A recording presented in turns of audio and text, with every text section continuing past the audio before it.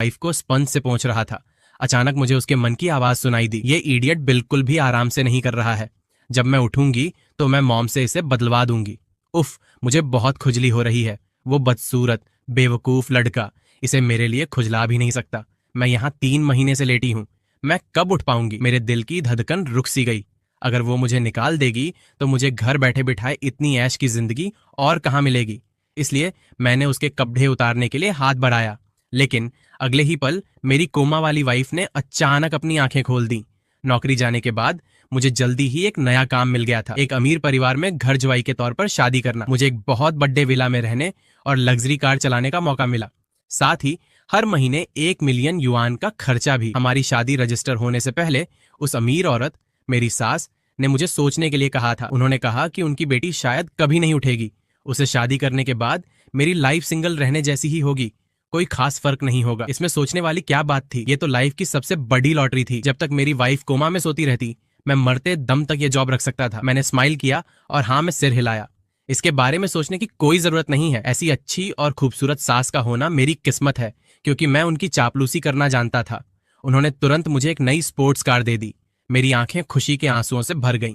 मेरा छोटा electric scooter finally अब रिटायर हो सकता था। फिर मैं उनके पीछे पीछे एक बहुत बड़े लग्जरी विला में गया। मैं अपनी गरीबी पर लगभग हंस पड़ा। कोई हैरानी नहीं कि कहानियों की हीरोइंस ऐसी जगहों पर खो जाती हैं। यहाँ तो कोई भी खो जाएगा। बाद में मुझे बटलर से पूछना पड़े था कि इस घर में रास्ते कैसे याद रखने हैं। जब मैंने बेड पर लेटी हुई उस स्लीपिंग ब्यूटी को देखा तो मेरा दिल पिघल गया। ये मेरी बेटी है, ली शिमिन।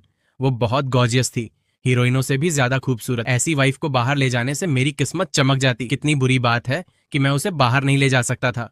मुझे उसे उठाकर बाहर ले जाना पड़ेगा। मेरी सास ने ली फैमिली के बारे में थोड़ा बताया। ली शिमिन के पिता कई साल पहले मर चुके थे।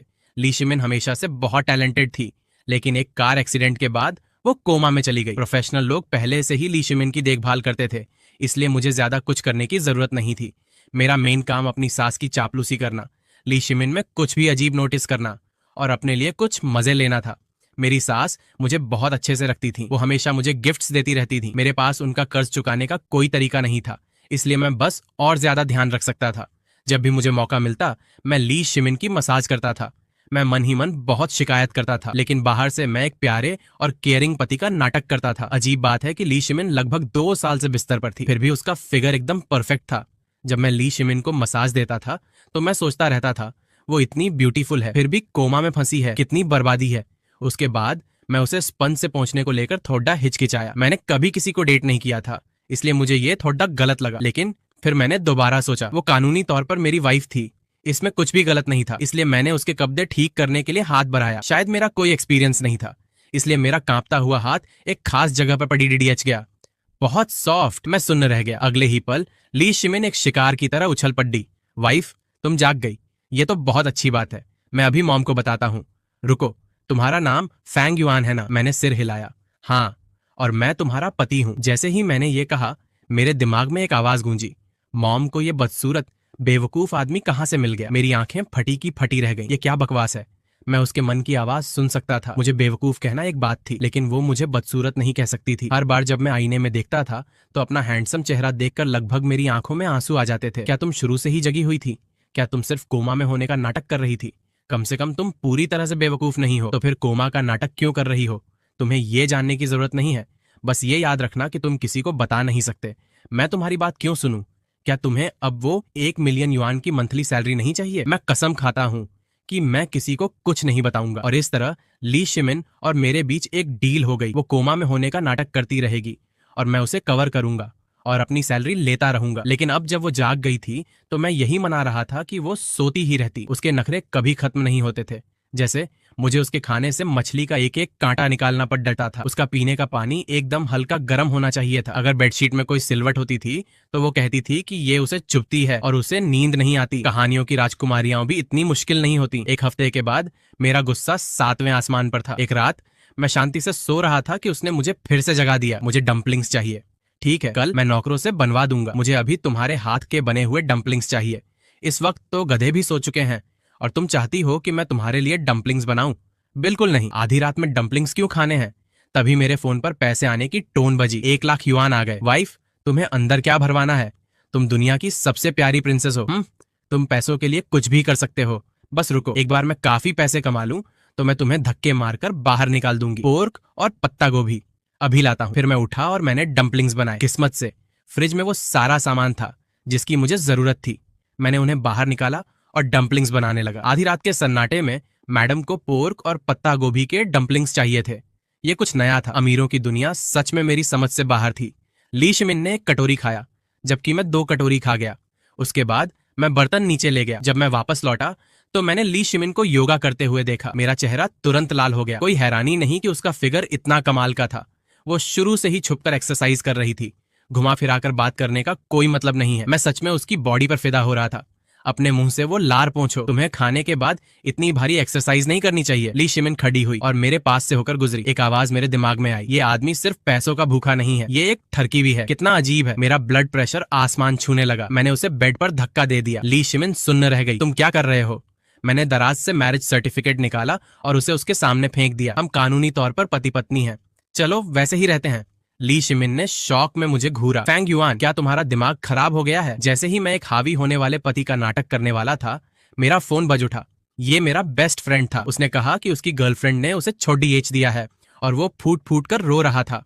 मैं जल्दी से ली शिमिन के ऊपर से हटा, अपना फोन उठाया और उसे चुप कराने चला गया। एक खूबसूरत औरत इंतजार कर सकती थी, पर मेरा दोस्त पहले था। अगले दिन मेरे हाथ में मेरी 1 लाख युआन की पेमेंट थी और मैं अपनी वाइफ ली शिमिन के पैर धो रहा था। तभी मेरी सास एक अधेद्दाच उम्र के आदमी के साथ अंदर आई।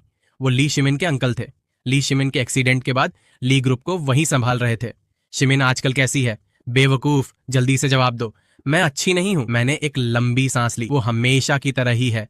कुछ दिन पहले डॉक्टर आए थे और कहा कि उसके जागने के चांस बहुत कम है। फिर मैंने ली शिमिन का हाथ पकड़ा और जबरदस्ती आंसू निकाले। वाइफ, तुम्हें जागना होगा। जैसे ही मैंने कहा, मोटे मोटे आंसू मेरे गालों पर गिर पड़े। मैं भी अपनी इस एक्टिंग से इम्प्रेस हो गया था। हालांकि मुझे कोई आइडिया नहीं था कि ली शिमिन कोमा में होने का नाटक क्यों कर रही थी। मुझे लग रहा था कि दाल में कुछ काला है। मेरी सास भी रोने लगी। उन्होंने अपने बैग से सोने का एक बिस्कुट निकाला और उसे मेरे हाथ में रख दिया। अच्छे बच्चे, क्या तुम शिमिन के साथ रहोगे? वो पक्का जागेगी। मैंने सोने के बिस्कुट को घूरा और तुरंत मेरे आंसू सूख गए। मैं सिर्फ जोर से सिर हिला सकता था। वो जागेगी। मेरी सास इतनी अच्छी है, फिर भी ली शिमिन उन्हें धोखा देने के लिए कोमा का नाटक कर रही थी। कितनी अच्छी बेटी है। उनके जाने के बाद मैंने ली शिमिन से पूछा, क्या तुम्हारी अपने अंकल के साथ नहीं बनती? उन बातों में टांग मत अड्ढाओ जिनसे तुम्हारा कोई लेना देना नहीं है। मैंने छुपकर उसे ऐसे घूरा जैसे मैं जानने के लिए मरा जा रहा था। तो फिर मुझे भी इस नाटक में तुम्हारी मदद मत करने दो। ली शिमिन ने अपने पैरों की तरफ इशारा किया। धोते रहो, ये जानते हुए कि मेरा ऐशो आराम उस पर टिका है। मेरे पास उसके पैर धोते रहने के अलावा कोई चॉइस नहीं थी। पैर धोने के बाद ली शिमिन ने मुझे उसके लिए 1 कप ब्लैक कॉफी बनाने का ऑर्डर दिया। मैंने अपना हाथ आगे बढ़ा दिया। मुझे एक्स्ट्रा पैसे दो। ये सिर्फ पैसों के बारे में सोचता है। क्या ये आदमी पैसों के ढेर में बड्डा हुआ है? आखिर में ली शिमिन ने मुझे पैसे ट्रांसफर कर दिए। अपना अकाउंट बैलेंस देखकर मैं खुशी से मुस्कुराने लगा। अगर मैंने कुछ और महीने बर्दाश्त कर लिया तो मैं अपनी बाकी की जिंदगी आराम से जी सकता था। Thank you wife. Li Shimin का चेहरा गुस्से से लाल हो गया। ठीक से बात करो। Thank you boss. मैंने मुश्किल से 2 दिन ही आराम किया था कि ली शिमिन ने फिर से प्रॉब्लम खड्डी करना शुरू कर दिया। वो चाहती थी कि मैं उसे थोड़ी धूप के लिए व्हील चेयर पर बाहर ले जाऊं। इसलिए मैं एक व्हील चेयर लाया और उसे बाहर ले गया। थोड़ी देर चलने के बाद मुझे प्यास लग गई। मैंने करीब झुककर उससे कहा, यहीं रुको, मैं थोड़ा पानी खरीदने जा रहा हूँ। आगे एक छोटी सी दुकान थी, इसलिए मैं वहां चला गया। मैंने दुकानदार से पानी की एक बोतल मांगी। जैसे ही मैं बाहर निकला, मैंने 2 आदमियों को ली शिमिन के सामने खड़ी दाढ़े देखा। मेरा दिल दहल गया। मैं दौड़ा कर गया। रास्ते में एक ईंट उठाई और उनकी तरफ दे मारी। उस पर हाथ लगाकर तो देखो। जब उन दोनों आदमियों ने मुझे आते देखा तो वो तुरंत भाग गए। मैंने ली शिमिन को सिर से पैर तक देखा। वो ठीक लग रही थी, बस उसके कान थोड़े लाल थे। लगता है ये बेवकूफ सच में मेरी परवाह करता है। शायद ये इतना भी बुरा नहीं है। बिल्कुल, तुम मेरी सोने का अंडा देने वाली मुर्गी हो। मैं और किसकी परवाह करूंगा, इस डर से कि कहीं फिर से कोई खतरा ना आ जाए। मैंने ली शिमिन को वापस घर की तरफ धकेल दिया। घर पहुंचने के बाद मैंने नौकरों से ली शिमिन को ऊपर ले जाने में मदद करने को कहा। फिर मैंने वो ताकत वाला सूप पिया जो मेरी सास ने बनाया था। अमीर लोग सच में जानते हैं कि जिंदगी के मजे कैसे लेने हैं। कोई हैरानी नहीं कि मेरी सास अपना इतना अच्छा ख्याल रखती है। खाने के बाद मैं ऊपर गया। जैसे ही मैं दरवाजे पर पहुंचा, मैंने ली शिमिन को अंदर फोन पर बात करते सुना। जिया हाओ कब वापस आया? जिया हाओ नाम कुछ सुना सुना सा लग रहा था। फिर मुझे याद आया, कुछ दिन पहले मैंने ली शिमिन के स्टडी रूम में एक फोटो देखी थी। उत्सुक होकर मैं तुरंत वो फोटो अपनी सास के पास ले गया था। उन्होंने मुझे बताया था कि उसका नाम जिया हाओ है। वो ली शिमिन के साथ बड्डा हुआ था और वो उसका एक्स बॉयफ्रेंड था। 2 साल पहले उनकी लड़ाई हो गई थी। उसके पीछे भागते वक्त ही ली शिमिन का एक्सीडेंट हुआ था। वो लड़चका उसके लिए पनौती था। लेकिन मैंने जितनी भी कहानियां पढ़ी थी उनके हिसाब से एक बार हीरोइन का बचपन का प्यार वापस आ गया तो वो जल्द ही मुझे दफा हो जाने के लिए कहेगी। ठीक है, मैं चला जाऊंगा। मैं पहले ही 3 मिलियन युआन से ज्यादा कमा चुका था। जब उसने अपनी कॉल खत्म की तो मैं अंदर गया और चुपचाप अपना सूटकेस निकाल लिया। ली शिमिन ने पूछा, तुम कहाँ जा रहे हो? उसकी आवाज ने मुझे वापस होश में ला दिया। रुको, हमने तो अभी मेरे ब्रेकअप के पैसों पर बात भी नहीं की थी। मैं इतनी जल्दी पैकिंग क्यों कर रहा था? मैंने सूटकेस को लात मारकर वापस धकेल दिया। ली शिमिन ने कहा, मैं आज रात बाहर जा रही हूँ, थोड़ा स्मार्ट रहना। मेरी माँ को पता मत चलने देना। वो पक्का अपने बचपन के प्यार से मिलने जा रही थी। क्या उसके मन में मेरे लिए, अपने पति के लिए जरा भी इज्जत थी? मैंने गुस्से से पूछा, अगर मैं तुम्हें कवर करूं तो तुम मुझे कितने पैसे दोगी? ली शिमिन ने मेरी तरफ देखा। क्या तुम्हारे दिमाग में पैसों के अलावा और कुछ नहीं है ना? क्या तुम मुझे अपनी तिजोरी से कुछ सोने के बिस्कुट दे सकती हो? ये बेवकूफ सिर्फ पैसों के बारे में सोचता है। ये मुझसे क्यों नहीं पूछता कि मैं आज रात बाहर क्या करने जा रही हूँ? अपने बचपन के प्यार के साथ छुपकर रोमांस करने। और क्या, शायद इसलिए क्योंकि मुझे समझ आ गया था कि मेरी नौकरी फिर से जाने वाली है। मेरा मूड खराब हो गया। उस शाम मैं अपने बेस्ट फ्रेंड को खींचकर एक बार में ले गया। मेरी सास आमतौर पर जल्दी सो जाती थी। वो नोटिस नहीं करेंगी कि ली शिमिन बेड पर नहीं थी। जब मैंने काफी पी ली तो मैं जाने के लिए तैयार हो गया। लेकिन जब मैं एक प्राइवेट रूम के पास से गुजरा तो मैं अपने रास्तों में ही रुक गया। मेरी आंखें फटी की फटी रह गईं। क्या वो मेरी अमीर भोली भाली वाइफ नहीं थी? उसने एक कैप पहनी हुई थी, लेकिन मैंने उसे तुरंत पहचान लिया। मेरे दोस्त ने पूछा, फैंग युआन, क्या हुआ? जैसे ही उसने बोलना खत्म किया मेरे शरीर में गर्मी की एक लहर दौड़ा गई। क्या मैंने जो ड्रिंक पी थी उसमें कुछ गड्ढबदाश थी? कुछ गड्ढबद्दा महसूस करते हुए मैं अपने दोस्त की तरफ मुद्दा और कहा, मुझे हॉस्पिटल ले चलो। लेकिन इससे पहले कि मैं ये बोल पाता, ली शिमिन बाहर आ गई। मैं एक तक उसके पतले होंठों को घूरता रहा। फिर मैंने अपना कंट्रोल खो दिया और उस पर झपट पड़ा। जब मैं जागा तो मैं पहले से ही बेड पर था। मुझे याद आया कि कल रात क्या हुआ था। फिर मैं अचानक मुद्दा और उस औरत को देखने लगा जो अभी भी मेरे बगल में सो रही थी। उसने पक्का मेरा फायदा उठाया होगा। मैं ली शिमिन के चेहरे पर एक तकिया मारने ही वाला था कि वो जाग गई। मैंने उसे गुस्से से घूरा। तुमने कल रात मेरे साथ क्या किया? ली शिमिन ने मेरी तरफ देखा। तुम में पूछने की हिम्मत भी है? तुमने मेरे ऊपर उल्टी कर दी थी और मैं तुम्हें हॉस्पिटल भी ले गई। हम सुबह 3 बजे के बाद तक वापस नहीं आए थे। मैंने चादर को अपने चारों ओर कसकर लपेट लिया। तो फिर मेरे कपड़ों का क्या? ली शिमिन ने मेरी छाती को देखा, फिर जल्दी से दूसरी तरफ देखने लगी। जाहिर है तुम्हारे दोस्त ने उन्हें तुम्हारे लिए उतारा था। मैं शक करते हुए थोड़ा करीब झुका। तुमने उन्हें नहीं उतारा?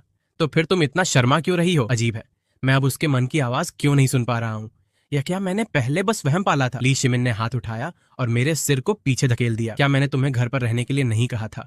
तुम बार में शराब पीने क्यों गए थे? मुझे बात बदलनी थी। मेरी कल रात की ड्रिंक में कुछ गड्ढबदियाज थी। हाँ, ली शिमिन ने सिर हिलाया। उसका चेहरा भी सीरियस हो गया था। मुझे कोई आइडिया नहीं था कि वो क्या सोच रही थी। मैंने नहीं पूछा क्योंकि मुझे पता था कि वो वैसे भी मुझे नहीं बताएगी। मैं कपड़े बदलने के लिए बाथरूम में चला गया।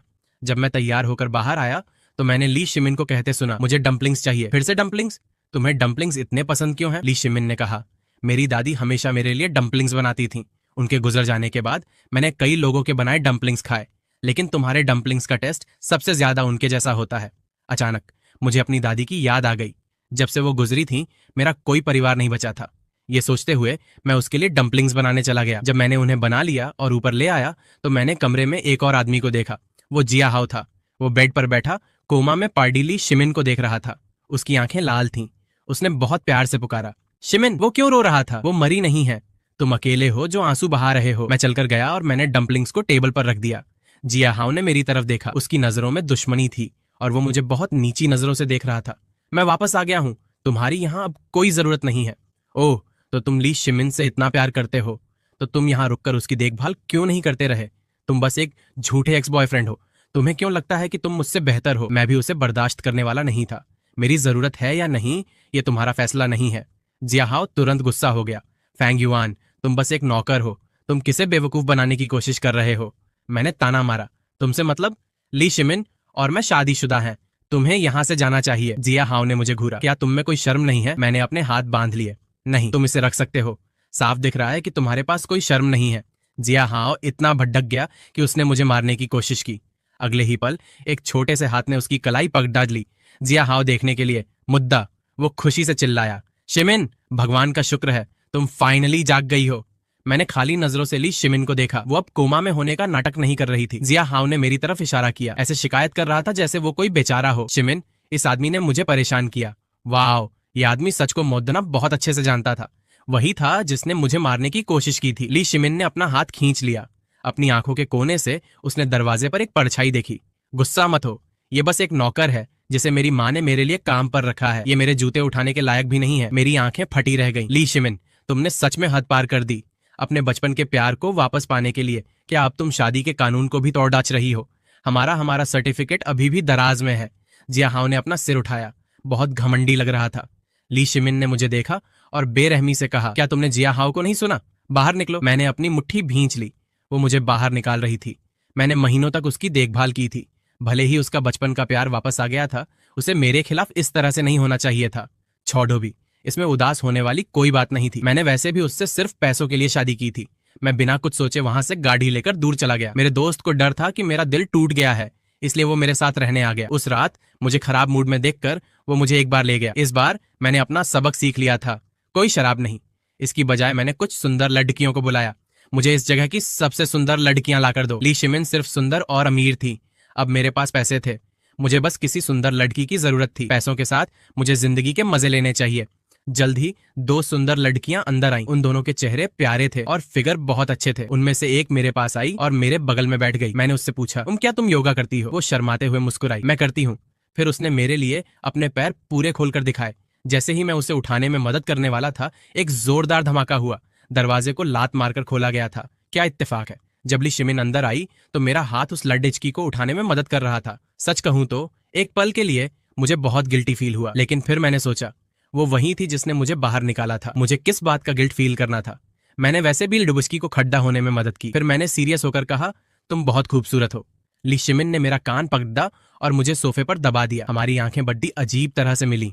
मेरा दिल तेजी से धधकने लगा। वो सच में उस लड़की से चेहरे और फिगर दोनों में बहुत आगे थी। ली शिमिन भद्दक कर बोली, बाहर निकलो। साफ था कि वो मुझे जाने के लिए नहीं कह रही थी। मैंने मुद्द कर देखा और मेरा दोस्त और वो दोनों लड़कियां जा चुके थे। लड़कियों को तो भूल जाओ, लेकिन मेरे दोस्त को क्या हुआ था? वो मेरे लिए रुके बिना इतनी तेजी से भाग गया।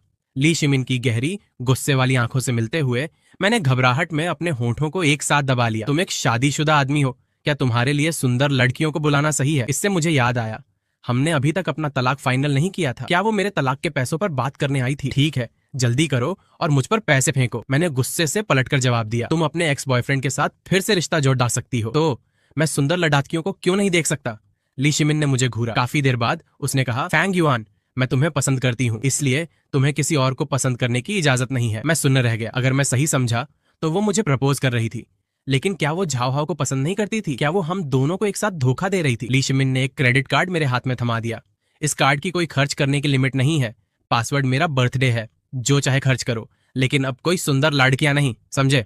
थोड़ा रुककर उसने कहा, अभी के लिए मुझे बहुत जरूरी काम करना है। जब मैं खत्म कर लूंगी तो मैं तुम्हें ढूंढने आऊंगी। इसी के साथ वो चली गई। मैंने अपने हाथ में कार्ड को नीचे देखा।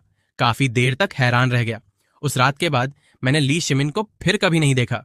मुझे सिर्फ इंटरनेट पर उसके बारे में खबरें मिलती थीं, तो उसे जो जरूरी काम करना था वो झाओ हाओ के साथ हर जगह कपल के तौर पर दिखना था। वो उसे महंगे रेस्टोरेंट्स, बड़ी पार्टियों में ले जाती थी और हर जगह उसके साथ दिखावा करती थी। उसने कहा था कि वो मुझे पसंद करती है, जबकि वो अपने एक्स के साथ प्यार का नाटक कर रही थी। कितनी बेशरम खिलाड़ी है। गुस्से में आकर मैं उसके कार्ड से पागलों की तरह पैसे उड़ाने लगा। मैंने हर तरह की चीजें खरीदी और यहाँ तक कि अपने दोस्त को एक कार भी दिला दी। मेरा दोस्त खुशी से पागल हो गया था। उसने पूछा कि क्या ली शिमिन की कोई और कोमा में पड्डी बहनें हैं? मैं कभी भी ये काम करने के लिए तैयार हूँ। मैंने उसे घूर कर देखा। मैंने पागलों की तरह पैसे उड़ाए और ली शिमिन को अनगिनत मैसेज गए होंगे, फिर भी उसने कभी कोई रिएक्ट नहीं किया। ज्यादा सोचने से बचने के लिए मैंने एक और जॉब ढूंढ ली। एक दिन जैसे ही मैं काम से घर जाने के लिए निकला, मैंने झाओ हाओ को देखा। वो जल्दी से मेरी तरफ आया। जैसे ही उसने अपना मुंह खोला, उसने गाली दी, फैंग युआन, शिमिन जरूर तुम्हारी वजह से मुझे इग्नोर कर रही होगी। फैंग युआन, कुछ कहो, तुमने शिमिन को कहाँ छिपाया है? मुझे लगा झाओ हाओ पागल हो रहा था। अगर तुम बीमार हो तो इलाज करवाओ, सड़क पर पागलों की तरह मत घूमो। ऐसा लगा कि मेरी बात ने झाओ हाओ को भड़का दिया। वो अचानक चिल्लाया। फिर उसने मुझे जोर से सड़क पर धक्का दे दिया। जैसे ही एक कार सीधे मेरी तरफ तेजी से आई, मेरा दिमाग सुन्न हो गया। आखिरी सेकंड में एक बहुत तेज धक्के ने मुझे किनारे कर दिया। मैं जमीन पर गिर पड़ा। जब मैं हड्डप धाकर वापस उठा तो मैंने ली शिमिन को खून से लथपथ पड़े देखा। डर से मेरी आंखें फटी रह गईं। ली शिमिन, जागो। 1 घंटे से ज्यादा समय बाद मैं कमरे के बाहर खड्डा था और बहुत बुरी तरह कांप रहा था। जो पहला इंसान खबर पाकर भागता हुआ वापस आया, वो ली शिमिन की बेस्ट फ्रेंड थी। वो इत्तेफाक से आसपास ही थी। उसने मुझे बताया कि हाल ही में ली परिवार के साथ बहुत कुछ हुआ था। 2 साल पहले ली शिमिन के कार एक्सीडेंट की साजिश उसके अंकल ने ही रची थी। वो ली ग्रुप को हडीडी बेचना चाहते थे। ली शिमिन 1 साल पहले ही जाग गई थी। उसने कोमा में रहने का नाटक किया ताकि वो अपने अंकल को शक न होने दे, जिससे उसे उनके जुर्म के सबूत इकट्ठा करने और उन्हें एक ही झटके में खत्म करने का टाइम मिल सके। उसने इतनी जल्दी जागने और प्लान बर्बाद करने का नहीं सोचा था, लेकिन जब उस दिन उसने जिया हाओ को मुझे मारते हुए देखा तो वो नाटक जारी नहीं रख सकी। वो जिया हाओ को पसंद नहीं करती है। जिया हाओ के उससे ब्रेकअप करने के बाद उसे एक नई गर्लफ्रेंड मिल गई थी। उस औरत ने उसके साथ बहुत बुरा बर्ताव किया। उसने उसे मारा पीटा भी, जिससे वो डिप्रेशन में चला गया। इसलिए वो वापस ली शिमिन के पास आ गया। शिमिन और जिया हाओ असल में कभी साथ नहीं थे। वो तुम्हें बचा रही थी। अगर उसके अंकल को पता चल जाता कि वो तुम्हारी परवाह करती है तो वो तुम्हें मोहरा बनाकर उसे ब्लैकमेल करते। ली शिमिन के अंकल ने न सिर्फ 2 साल पहले एक्सीडेंट प्लान किया था, बल्कि जब वो कोमा में थी तो वो उसे मारने की कोशिश करते रहे ताकि वो कभी ना जागे। कंपनी चलाते हुए उसने कंपनी के पैसों में बहुत बड़ा घपला किया। सबूत पक्के थे। उसे पूछताछ के लिए ले जाया गया है। मैं फाइनली समझ गया। ली शिमिन ने उस दिन मुझे जानबूझकर दूर कर दिया था। जब मेरी सास भागकर हॉस्पिटल आई तो ली शिमिन अभी अभी इमरजेंसी सर्जरी से बाहर आई थी। डॉक्टर ने कहा कि ऑपरेशन सफल रहा, लेकिन वो जागेगी या नहीं ये कोई नहीं कह सकता था। उस बुरी खबर पर मेरी सास लगभग बेहोश हो गई। इसका मतलब था कि वो फिर से कोमा में जा सकती थी।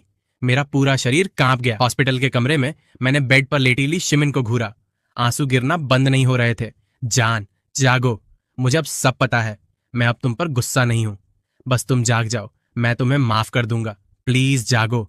अगर तुम नहीं जगी तो मैं तुम्हारे पैसे लूंगा और जाकर सुंदर लड़कियां ढूंढूंगा। इससे तुम भदक जाओगी। मैं उसके बेड पर गिर पड़ा। इतनी जोर जोर से रो रहा था कि मैं मुश्किल से सांस ले पा रहा था।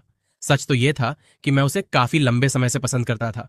बस मैं ये मानना नहीं चाहता था। तभी अचानक मेरे कान के पास एक जानी पहचानी आवाज सुनाई दी। तुम रोते हुए बहुत बदसूरत लगते हो। मैं सुनने रह गया, उस औरत को घूरते हुए जो धीरे धीरे अपनी आंखें खोल रही थी। मैं खुशी से चिल्लाया, मैं डॉक्टर को लाता हूं। उसे चेक करने के बाद डॉक्टर ने कहा कि वो अब खतरे से बाहर है। जब मेरी सास को पता चला कि ली शिमिन जाग गई है तो उन्होंने मेरा हाथ पकड़ डेच लिया। तुम ली शिमिन के लिए लकी चार्म हो। हमने तुम्हें अपनी फैमिली में लाकर सही किया। मुझे थोड़ा गिल्टी फील हुआ। आखिर ली शिमिन ने मुझे बचाया था, जिसकी वजह से वो अब यहाँ लेटी थी। जब हम कमरे में अकेले थे तो ली शिमिन ने कमजोरी से कहा, जिया हाओ और मैं वैसा नहीं था जैसा तुमने सोचा था। वो सब एक नाटक था। मैंने सिर हिलाया। तुम्हारी फ्रेंड ने मुझे सब कुछ बता दिया है। तुम्हारे अंकल बहुत घटिया हैं। क्या तुम्हें पता है कि कल कितना खतरनाक था? अगर तुम्हारी किस्मत खराब होती तो तुम मर सकती थी। ली शिमिन ने मेरी तरफ देखा। एक लंबी चुप्पी के बाद उसने कहा, शुरू में तुम मुझे सच में बहुत पकाते थे। तुम बिना रुके बातें करते थे। कभी कभी मैं तुम्हारा वो मुंह बंद करना चाहती थी, लेकिन धीरे धीरे मुझे हर दिन तुम्हें सुनने की आदत हो गई। जब भी तुम बाहर जाते थे तो बहुत ज्यादा सन्नाटा लगता था, जैसे कुछ कमी हो। फेंग युआन, तुम्हें पैसे पसंद है, इसलिए मैं खूब मेहनत करूंगी और तुम्हारे उड्डाने के लिए उन्हें कमाऊंगी। क्या तुम अब से मेरे पास रहोगे? इससे पहले कि मैं जवाब दे पाता, दरवाजे पर जिया हाओ की आवाज गूंजी, शिमिन, तुमने क्या कहा? जैसे ही जिया हाओ दिखाई दिया, ली शिमिन का चेहरा गुस्से से भर गया। जिया हाओ मेरी तरफ भागा और मुझे घूरने लगा। ये सब तुम्हारी गलती है। अगर तुम ना होते तो शिमिन को चोट नहीं लगती। फेंग युआन, तुम पनौती हो। इससे पहले कि मैं कुछ बोल पाता, ली शिमिन ने अपनी ड्रिप की सुई निकाली, बेड से उतरी और मेरे सामने खड्डी हो गई। जिया हाओ, बस इसे चोट पहुंचाने की कोशिश तो करो। उसके हाथ के पीछे से खून बह रहा था। डरते हुए मैं चिल्लाया, क्या तुम पागल हो? जिया हाओ की आंखें फटी रह गईं। शिमिन, तुम मेरे साथ ऐसा कैसे कर सकती हो? ली शिमिन ने मुझे अपने पीछे खींच लिया। उसका चेहरा एकदम सख्त था। उसने कहा, फेंग युआन वो है जिसे मैं बचाना चाहती हूँ। मैं किसी को उसे चोट नहीं पहुंचाने दूंगी। अगर तुमने फिर से उसके साथ कुछ भी करने की हिम्मत की तो मैं तुम्हें छोड़ूंगी नहीं। जिया हाओ ने रोते हुए पूछा, क्या तुम अब मुझसे प्यार नहीं करती शिमिन? हम एक दूसरे को इतने सालों से जानते हैं, तुम मेरे साथ ऐसा कैसे कर सकती हो? जिया हाओ ने अपनी नाक सुद्धा की और रोया, जैसे कि उसका दिल टूट गया हो। लेकिन ली शिमिन को कोई फर्क नहीं पड़ा। जिया हाओ, मैंने बहुत पहले ही तुमसे प्यार करना बंद कर दिया था। ये तभी खत्म हो गया था जब 2 साल पहले हमारा ब्रेकअप हुआ था। मैं तब तुम्हारे पीछे कभी नहीं आई। एक्सीडेंट तब हुआ था जब मैं घर जा रही थी। तुम्हारे साथ डेट्स पर जाना सिर्फ मेरे अंकल को बेवकूफ बनाने के लिए एक नाटक था। जिया हाओ ने मुझे बहुत बुरी तरह से घूरा। नहीं शिमिन, तुम मुझसे प्यार करती हो। मेरे पास जिया हाओ के इस नाटक को झेलने का कोई टाइम नहीं था। मैं डॉक्टर को लाने के लिए जल्दी से बाहर गया। जब मैं कमरे में वापस लौटा तो ली शिमिन पहले ही जिया हाओ को बाहर निकाल चुकी थी। 1 महीने से ज्यादा समय के बाद ली शिमिन को छुट्टी मिल गई। मैं उसके साथ वापस ग्रैंड विला आ गया। बटलर ने स्माइल करते हुए पूछा, क्या आप चाहेंगे कि मैं आपको फिर से घर के रास्ते याद रखना सिखाऊं? मैंने झेंपते हुए स्माइल किया। ली शिमिन ने मेरा हाथ पकड़ डीएच लिया। कोई जरूरत नहीं है। जब तक मैं यहाँ हूँ इसे रास्तों की जरूरत नहीं है। ली शिमिन मुझे ऊपर ले गई। मुझे मेरे कमरे में ढेर सारे वीडियो गेम और सोने के बिस्कुट मिले। ली शिमिन ने वो सब मेरे लिए खरीदे थे। डिनर के बाद ली शिमिन मुझे टहलने के लिए बाहर ले गई। चलते चलते उसने कहा, मुझ पर अभी भी तुम्हारा कुछ उधार है क्या? जैसे ही मैंने पूछा, ली शिमिन ने एक अंगूठी निकाली। ली शिमिन ने पूछा, फैंग युआन, क्या तुम मुझसे शादी करोगे? प्रपोज करना क्या ये लड़के का काम नहीं होता? मैं इतना हैरान था कि कुछ बोल ही नहीं पाया। मुझे ख्यालों में खोया हुआ देखकर ली शिमिन थोड़ी उदास हो गई। इसने अभी तक हाँ क्यों नहीं कहा? मैं इतनी देर से घुटनों के बल बैठी हूँ। क्या मेरी कोई इज्जत नहीं है? क्या ये अभी भी मुझ पर गुस्सा है? मैं कितनी बड्डी बेवकूफ हूँ। जान, आई एम सॉरी। ऐसा लगा जैसे मैं उसके मन की आवाज फिर से सुन सकता था। उसी पल मेरा मन उसे चिढ़ाने का हुआ। क्या हो अगर मैं ना कह दूं? ली शिमिन ने मेरा हाथ पकड़ा और अंगूठी मेरी उंगली में पहना दी। हे, मैंने अभी तक तुमसे शादी करने के लिए हाँ नहीं कहा है। तुम चीटिंग कर रही हो। ली शिमिन ने सीरियस होकर कहा, हम पहले से ही कानूनी तौर पर पति पत्नी हैं। ये बस एक रस्म है। तो क्या तुम मुझे पसंद करते हो? बाहर से ली शिमिन ने बहुत चिल होकर जवाब दिया, मैंने तुम्हें एक अंगूठी दी, क्या ये काफी नहीं है? मैं इसे पसंद करती हूँ। मैं इसे मरने की हद तक पसंद करती हूँ। जान, आओ मुझे गले लगाओ। ये मुझे मार रहा है। मुझे उसका ये नाटक करना बहुत पसंद है। जिंदगी पक्का अब से बोरिंग नहीं होगी। मैंने अपनी बाहें उसके गले में डाली और उसे किस किया। ही, मेरे पति ने मुझे किस किया। मेरे पति मुझे बहुत प्यार करते हैं। ली शिमिन ने सीरियस होने का नाटक किया और मुझे दूर धकेल दिया। उसने अपना गला साफ किया। पब्लिक में अपनी हरकतों का ध्यान रखो। मैंने उसे कई बार और किस किया, मुझे परवाह नहीं है। मैं तुम्हें किस करना चाहता हूँ। इस बार ली शिमिन खुद को और रोक नहीं पाई। उसने मुझे अपनी बाहों में खींच लिया। स्माइल करते हुए उसने कहा, जान, आई लव यू। आधा महीने बाद ली शिमिन और मैंने एक बहुत बड़ी शानदार शादी की। ली शिमिन को अपनी तरफ आते देखकर मैं फाइनली समझ गया। मैं पहले शादी नहीं करना चाहता था क्योंकि मैं कभी उससे नहीं मिला था जिससे मैं प्यार करता था। अब मैं मिल चुका था और मैं समझ गया कि शादी का क्या मतलब है। मैंने ली शिमिन का हाथ पकड़ा। हमने एक दूसरे को देखा।